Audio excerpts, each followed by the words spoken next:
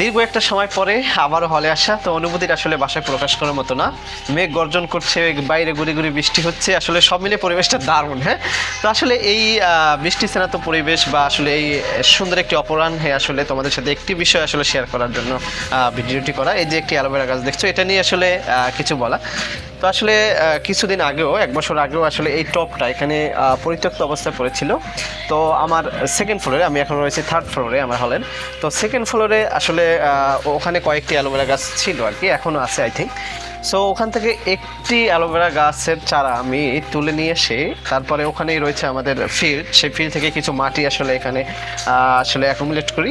তারপরে আসলে সেখানে ওই গাছটি এনে রোপণ করে দিই। হ্যাঁ, তারপরে নিয়মিত পানি দেওয়া, তারপরে হল ছেড়ে দেওয়া। তো অনেকটা দিন পরে এসে দেখলাম সেই একটা গাছ থেকে আসলে এখন দেখো পুরো একটি টপ আসলে গাছে পরিপূর্ণ হয়ে গেছে।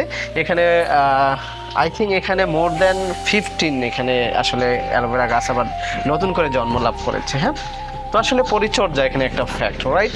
তো একটা বৃক্ষের নিয়মিত পরিচর্যা করলে দেখো একটা বৃক্ষ থেকে যে একাধিক বৃক্ষ আসলে জন্ম লাভ করলো, আসলে এর মধ্যে থেকে একটা লেসন রয়েছে। আসলে পরবর্তীতে আসলে আমি চাইলে এটা নিয়ে যেতে পারতাম, কিন্তু আসলে সেই হলের সাথে যে অ্যাটাচমেন্ট, হলের সাথে অনেকদিন থাকা, হলের কিছু জুনিয়র রয়েছে, তো সব মিলে আসলে গাছটা আমি আর নেইনি, আসলে এখানেই রেখে গেছি। মানে আমার একটা স্মৃতি অন্তত হলে থাকুক।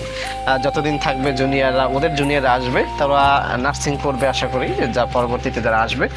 সো আসলে দেখো এই বিষয়টা আসলে আমাকে খুবই আসলে করেছে, অভিভূত করেছে, এবং আমি খুবই আসলে বেটার ফিল করছি। সব কিছু মিলে পরিবেশটাও দারুণ। সো নাতিশীতোষ্ণ একটা পরিবেশও বিরাজ করছে, কেননা বাইরে গুড়ি গুড়ি বৃষ্টি হচ্ছে। তো আসলে এই যে গাছটা আসলে এটাই আসলে আমার স্মৃতি হলে বলা যায়। এবং আরও একটি বৃক্ষ রয়েছে ওই পাশে, এটা এখন হয়তো পানি দেওয়ার অভাবে হয়তো আই থিঙ্ক ওটা এখন মৃতপ্রায়। তো হয়তো ওটাকে আর বাঁচিয়ে তোলা সম্ভব হচ্ছে না, কিন্তু এটা দেখে আসলে আমার খুব ভালো লাগছে।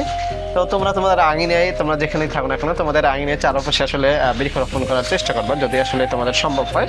এবং এটা পরিবেশের জন্য কতটা উপকারী, বা আসলে আমাদের একটা বেশি বেশি যে আমরা ট্রি প্লান্টেশনের কথা বলছি, তো সেই দিকটাও মাথায় রাখবা। এবং এখন বর্ষার সিজন আসছে, তো বর্ষার সিজনে অবশ্যই বেশি বেশি বৃক্ষরোপণ করার চেষ্টা করবা।